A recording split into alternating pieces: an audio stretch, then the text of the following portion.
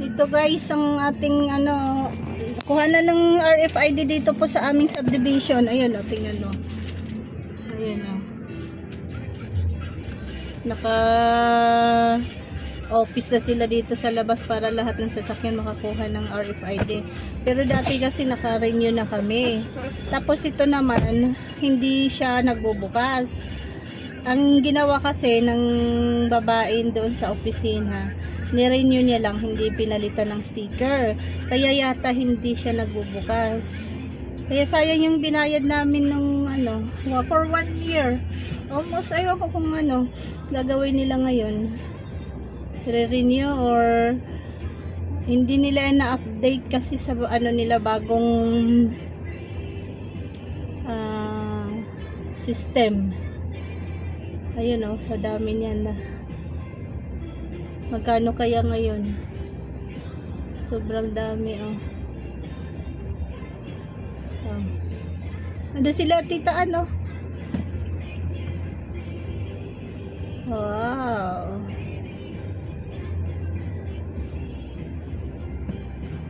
Ang dami oh.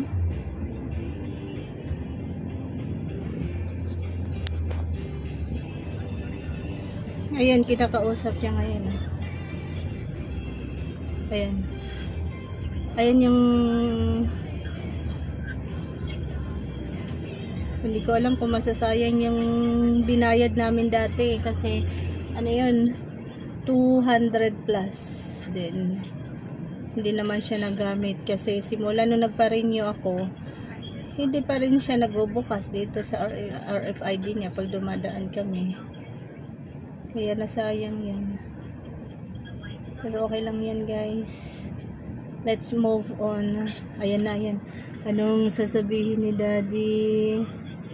Ayan na, ayan papalitan na yata ng ano to RFID.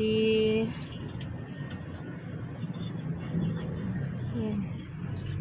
Ito kasi ang ano dito nakalagay. Kailan ba ito?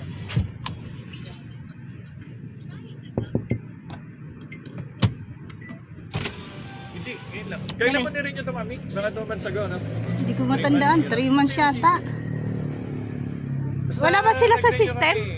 Basta nag-renew kami, hindi ko magana to. Oo, nag-follow up na ako doon mga 2 times, hindi siya sabi nila tatawagan ako kung maayos na daw. Kasi simula nung nagpa-renew ako, pagdaan ko dito, wala. Hindi naman siya nagbubukas.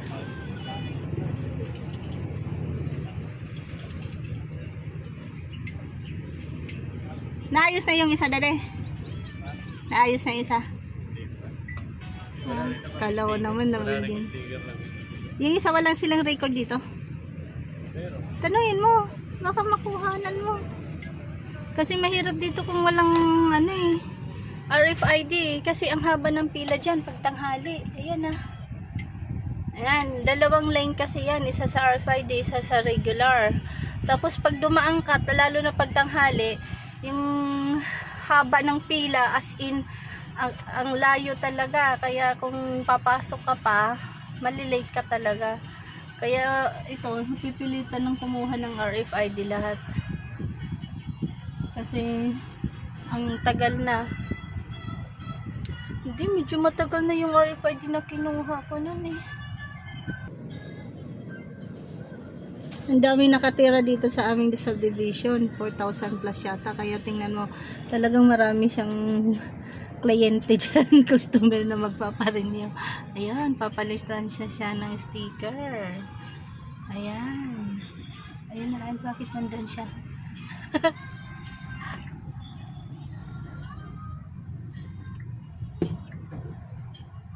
Ayan na, at least makakadaan na kami sa RFID.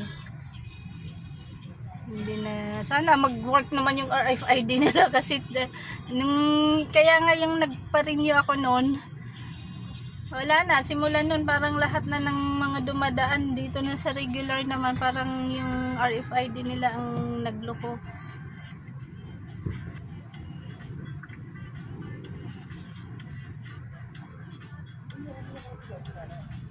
Ano ba yan? Hindi ba magagasgas yan?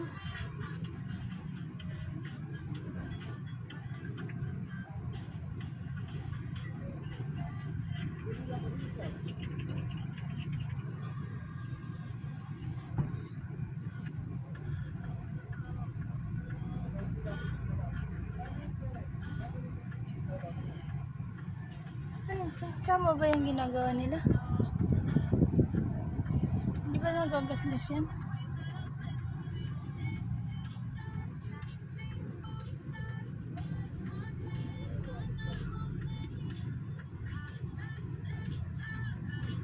Daming nagpaparinyo. Parang dinaig pa yung doon sa ano. Ayan.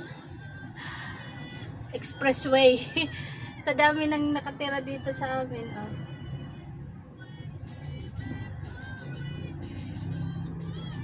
Yan, wala pa siyang dumadaan ngayon sa RFID. Nakikita niya doon sa may kabila. Ayun, sa may gate. Ayan. Wala pang dumadaan. Nasa mga regular yun yung natin.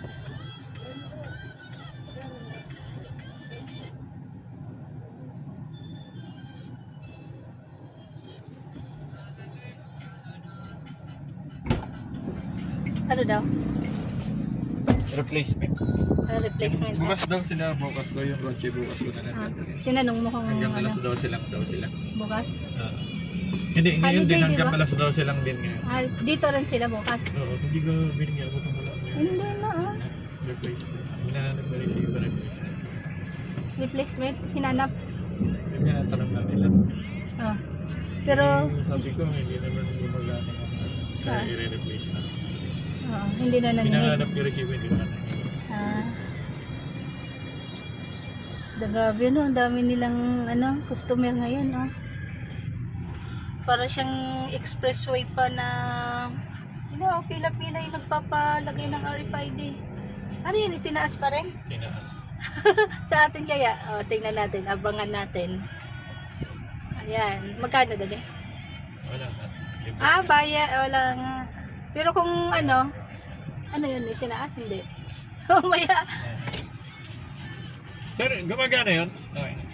Ayan, gumagana. Okay na guys. So, yan, ang ganap dito sa aming subdivision. Hi, asan na si Ate Ivana? Ay, hindi na ko ano yung doon. Dito to sa labas ng aming subdivision. Wala. Taga saan si Ate? Where do you want to eat? No? Ikaw, saan gusto mo? Ikaw. Saan gusto mo? Kala ko magkano tayo picnic.